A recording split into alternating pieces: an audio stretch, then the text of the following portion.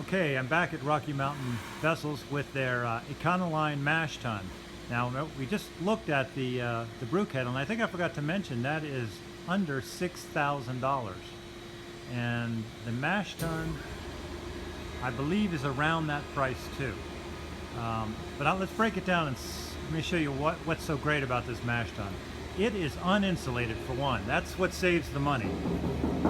But I have an uninsulated mash tun from Bennett Forge Works, which is an awesome mash tun also in Ridgeway, and I have an insulated one in Montrose. The one in Ridgeway, the one in Montrose, there's no difference.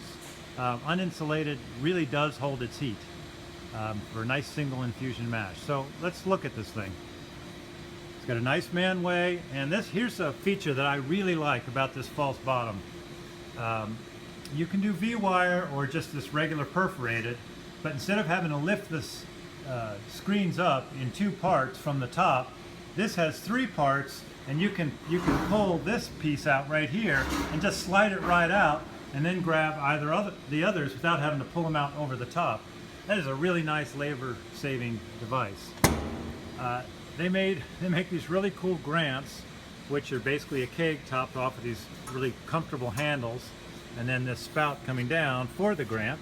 It's low tech and works great. Let me just show you the top of this thing. Here's where we get into the realm of genius. This really super cool looking manifold, which makes me feel more like a man just looking at it. It's got a number of things. Here's the grist hydrator that they make from scratch. Comes totally apart, so it's very easy to clean. And then with this manifold, you have one water input. So that goes to your grist hydrator when you're mashing in.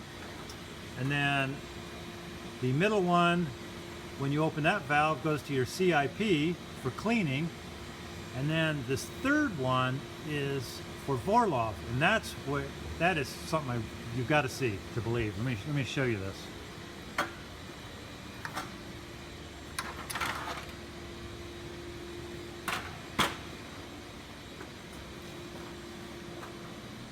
So here's from the inside. Here's the spray ball. But this is the coolest thing. This is the Vorloff, and so there's a, I don't know if you can see. There's a simple little dial.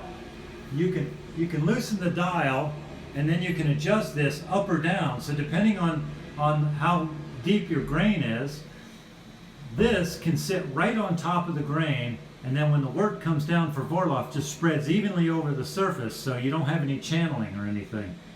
And I love that idea.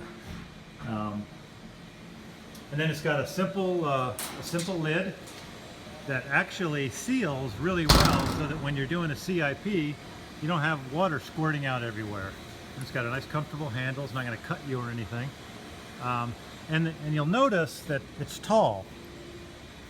That's one of the ways that they saved money, is instead of having to cut a full-size sheet of stainless down, they use the whole sheet.